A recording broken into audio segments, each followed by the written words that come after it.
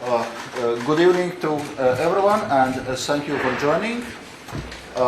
Minister Goyal and myself, we just concluded a productive meeting. We have both just come from the World Trade Organization's 12th Ministerial Conference, MC12 in Geneva, where we achieved important multilateral outcomes in a number of key areas following tough negotiations. The EU invested huge efforts to get key results over the line, notably on food security, pandemic response, fisheries, e-commerce, and starting a meaningful process of WTO reform. We showed that WTO can deliver and can be relevant when it comes to tackling global crisis. So, and I wanted to thank Minister Goyal for helping to achieve those results. We were working very closely together to make sure that MC12 is a success. Turning now to bilateral EU-India relationship, we are pleased that we started talks on free trade agreement today. The next round of negotiations will take place from 27th of June till 1st of July in New Delhi. We are pursuing an ambitious timeline, and we aim to conclude the talks by the end of 2023. These far-reaching negotiations on trade, investment protection, and geographical indications open a new and exciting chapter in EU-India relations. Together, we aim not only to boost economic growth and job creation, but also promote our shared values, work to protect the climate, and secure our supply chains.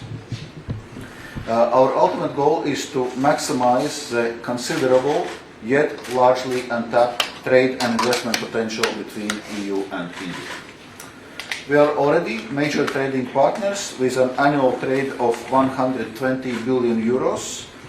The EU is India's third largest trade partner, accounting for almost 11% of Indian trade in 2021.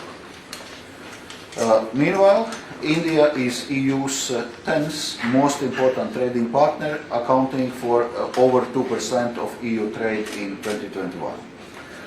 This relatively small share in overall EU trade in goods point to the large untapped potential. Liberalizing trade and investment will thus generate significant opportunities for growth, also in areas going beyond trade in goods, notably services and digital trade, intellectual property, and public procurement. As with all EU trade agreements, the future arrangement would include ambitious and enforceable provisions on trade and sustainable development. This would help to promote high environmental and labor standards in both EU and India. It would support EU efforts to reach our climate goals under the European Green Deal. On top of this, the investment protection agreement should significantly increase investor confidence on both sides. We are confident that this will lead to increases in foreign direct investment in both directions. This increased investment is also important for employment. Existing investments between us already contribute to more than 1.3 million jobs, and there is a good scope for building on this foundation. The EU and India also share a similar approach when it comes to protecting geographical indications. So the Geographical Indications Agreement, once concluded, will support rural communities and help preserve the cultural and culinary heritage on both sides. To conclude, for the European Union, the partnership with India is one of the most important relationships for the upcoming decade. We believe these negotiations will open new ways to deepen our strategic partnership, helping to secure our joint security, helping to secure our joint prosperity and promote our shared values. Thank you. Thank you, Minister. Thank you very much, Excellency Executive Vice President Mr. Valdis Dombrovskis, my good friend, if I may call you a partner in crime through the last week in Geneva, and someone whom I've always found to have a very, very sensitive nature and also a very calm demeanor. All through late nights that we were all together in Geneva, I found in him a true friend and somebody with deep understanding of issues that confront the world today. I'm really grateful to him for this very kind invitation to meet with colleagues from the European Union along with my team to relaunch the negotiations for a fair, equitable and balanced free trade agreement between the European Union and India, two vibrant democracies, two sets of geographies which believe in the rule of law, which believe in transparency, which believe in democratic systems, where the power of the media and the power of judiciary are both respected, and therefore it's very natural that the European Union and India come together to expand our friendship, our trust, in terms of a very ambitious and comprehensive trade agreement, in terms of a forward-looking investment protection agreement, and also greater partnership on geographical indicators.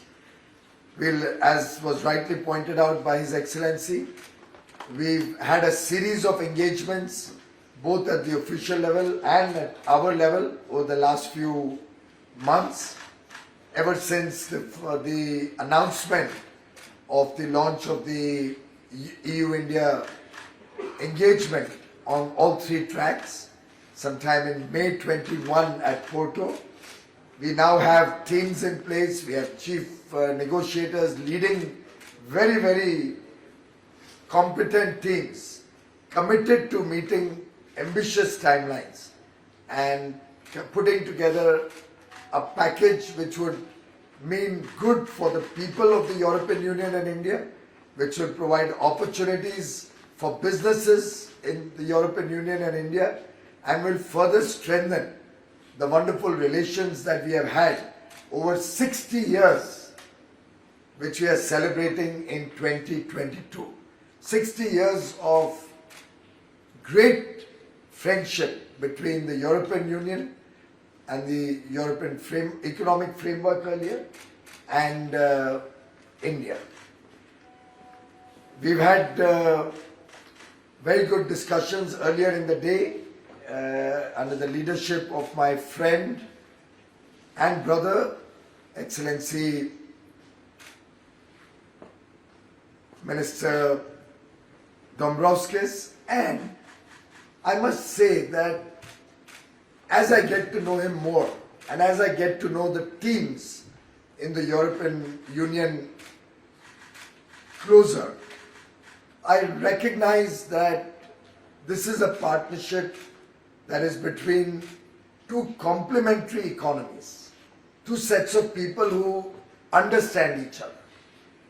It's less competition, more collaboration. And I had a chance to meet with several sections of business from the European Union earlier in the day today. And I must say that the enthusiasm that I saw in the businesses of Europe was truly infectious. It was a deep excitement that I witnessed in my engagement with businesses from Europe. I must also mention that soon after that we had a chance to have a launch of the mango season in Europe, and different varieties of mangoes were available during a small program that we have had in the afternoon. And I think the business persons from Europe also got a chance to taste the delicacy that mangoes from India can offer. Minister has already spoken about the growing economic partnership and relationship. Our bilateral trade has grown significantly in the last few months, and I see before me significant potential, untapped potential, which we will hope to unleash with the execution of these 3 agreements on trade, investment and geographical indicators. The trust that has been developed between the leaders of the European Union and India, the friendship that has developed between us and our officials, and the strong bonds that businesses on both sides share, clearly will lead to greater engagement not only in trade but also in investment, in technology, the geopolitical dimensions, our strategic ties.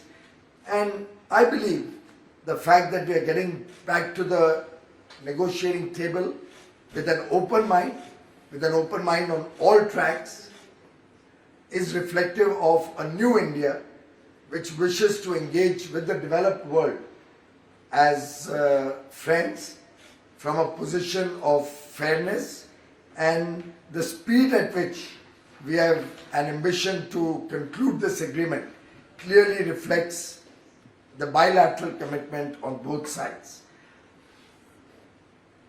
I must share that there's a lot we can learn and gain from this partnership back home in India. Some of the innovation, the technology, the financial and investment strength that Europe brings to the table, the cutting edge technologies in terms of artificial intelligence, the Internet of Things, big data, all of these are areas where India will gain significantly from this partnership, apart from investments helping us grow our economy and meet the aspirations of 1.4 billion people. Similarly, we believe we can contribute particularly in labor-intensive sectors like textiles, gems and jewelry, leather, footwear, metal industries and the like. So it's truly a partnership where we both stand to offer a large number of opportunities for growth, new employment opportunities, new areas where we can build alliances between our businesses, and the new approach with which India is working with the rest of the world, I'm sure will help this partnership also become a defining moment for world trade in the 21st century. May I just add my deep appreciation of the way Minister led the discussions at the WTO in Geneva. We can both proudly proclaim that the European Union and India work together, hand in hand, to reinstate the message of globalization, to bring back relevance of multilateral organizations, and collectively, I think the WTO today has sent a very strong message to the rest of the world that even in a situation of turmoil and a lot of geopolitical problems, barely emerging from the pandemic, facing problems of another dimension on political front, on strategic front, on economic front, despite all of that, multilateralism can deliver and it will deliver.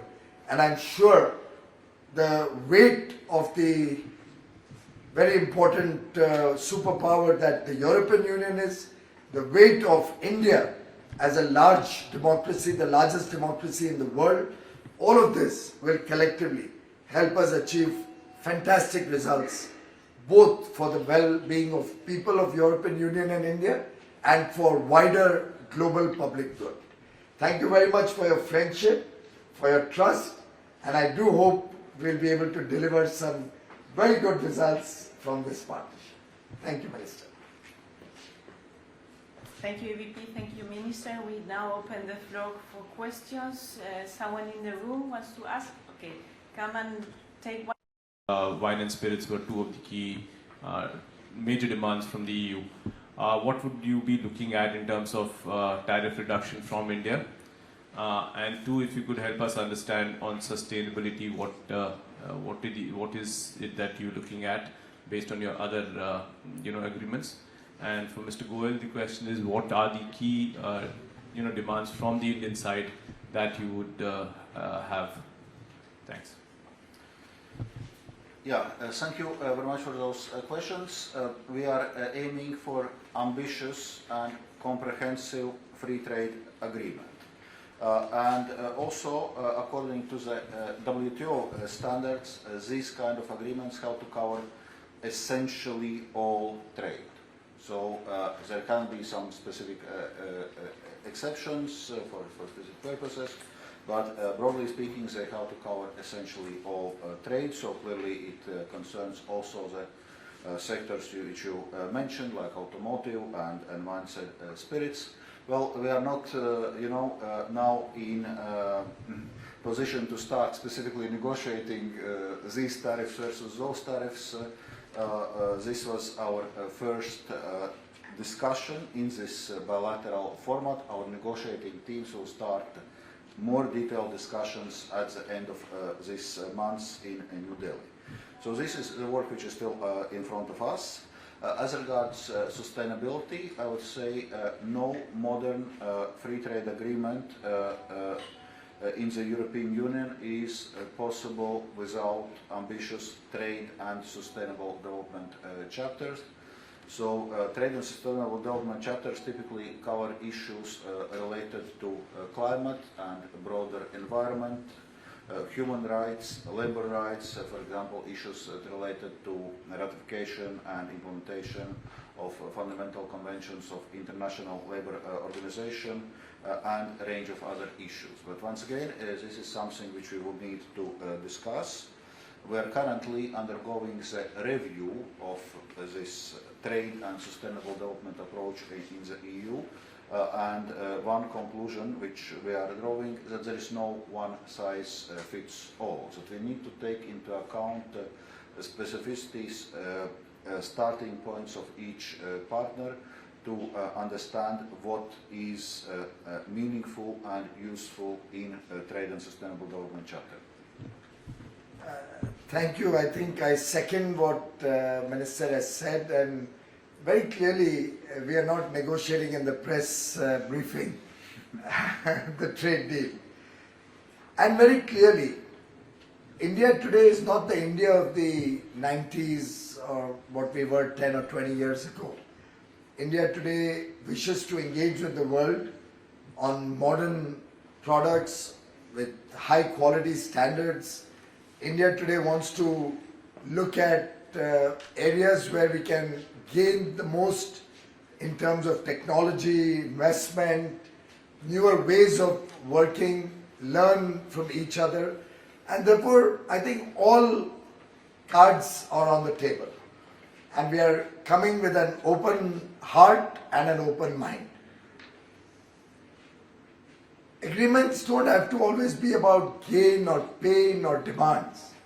I think agreements also have to be about what is good for both negotiating teams and for the people of the European Union and India. So I think we'll leave them to their job. Each of them will bring to the table what is good for expanding this bilateral relationship, sustainability, gender. These were issues on which there was a time when India was super sensitive. But I think in the last few years, India has demonstrated to the world very deep commitment on these subjects. We are very proud about these rapid strides we've done on gender equality, the huge work that's happened on sustainability in India. We have exceeded the targets we had set at the Paris COP21 in terms of our nationally determined contributions. We are amongst the few nations who regularly, biannually submits our compliance based on the UNFCCC framework. We keep resetting into more ambitious targets when it comes to clean energy.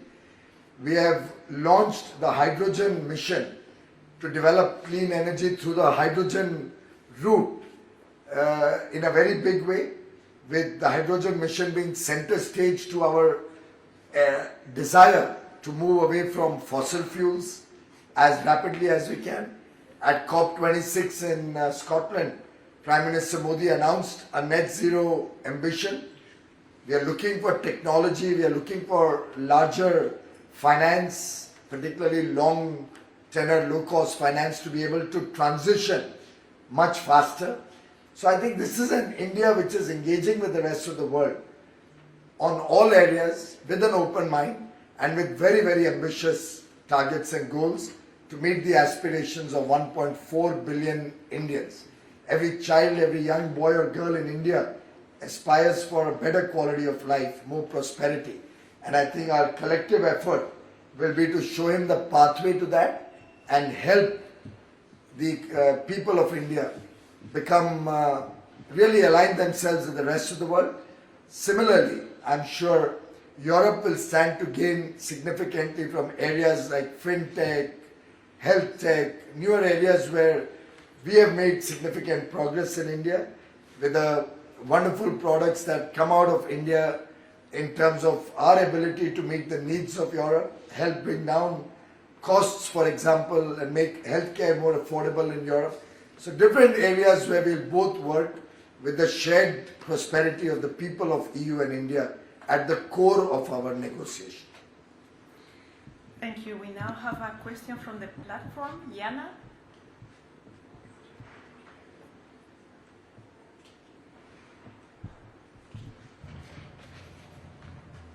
Good evening. Good evening. Do you hear me? Yes. Go ahead, Yana. Yes, thank you very much. This is a very interesting development. Given the history of EU trade agreements, the calendar that was being set of ending the negotiations in 2023 seems to be very ambitious. Does it mean that there is some idea of having some streamlined or cut down version of any of the agreements that the EU usually negotiates? And I have a second question. I mean, this question is for the two sides. And I have another question related to digital. How is the EU considering developing the Trade and Technology Council that it just announced with India, having a digital charter in the FTA, and where are we with the adequacy decision on data? How are these three things being handled at the moment? Thank you. Yeah, thank you for those questions. Those are specific questions. Okay, on the first question on deadline, indeed we are aiming for a very ambitious deadline, which is end of 2023. That of course would require intensive work and intensive engagement from both sides. As always, what we emphasize when we are having those negotiations, that there is a substance over deadline. So we're not setting, carving in stone deadlines and then we have to meet them no matter what.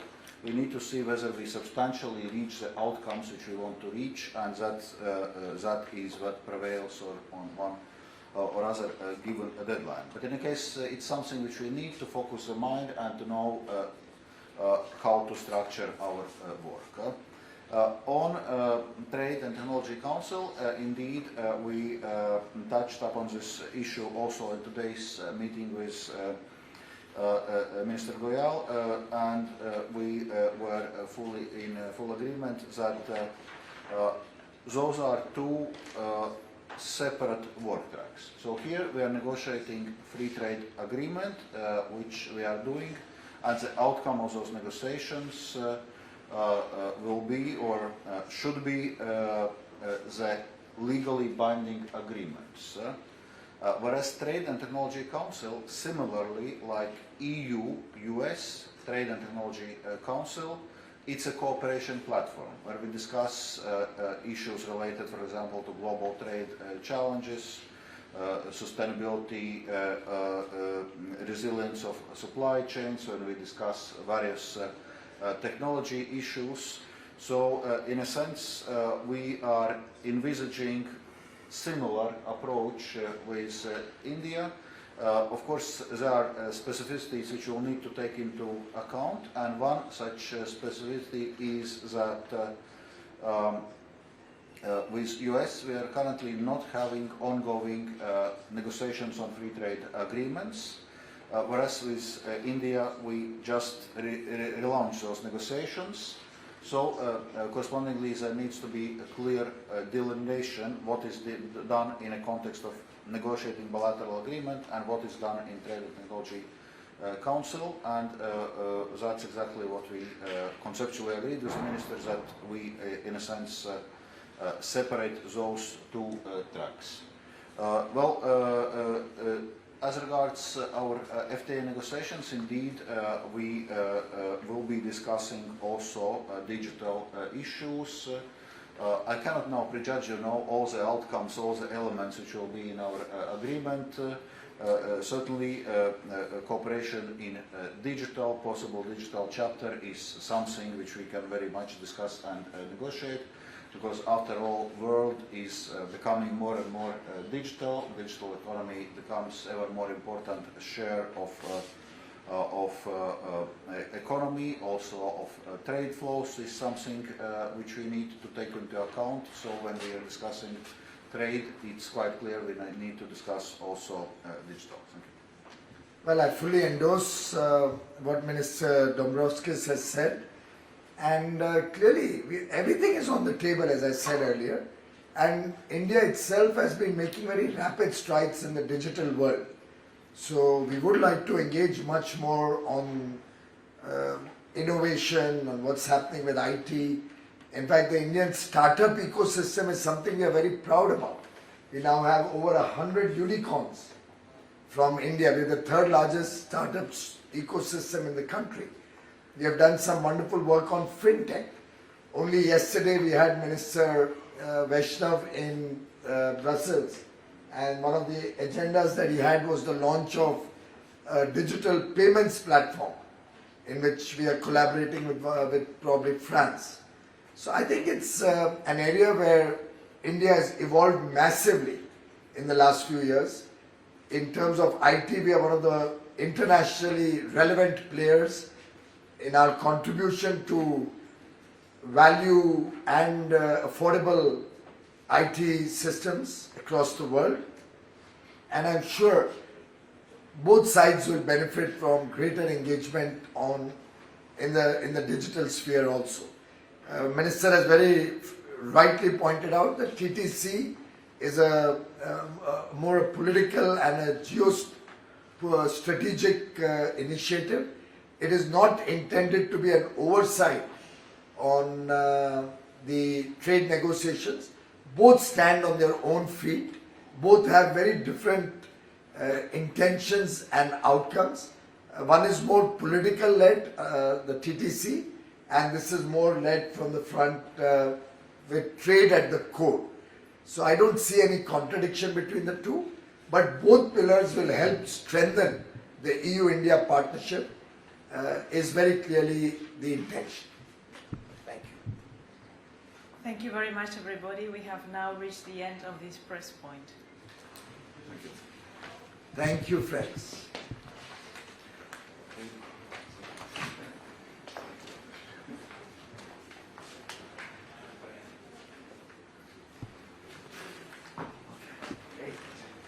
Thank you, madam. Thank you. Thank you. Thank you.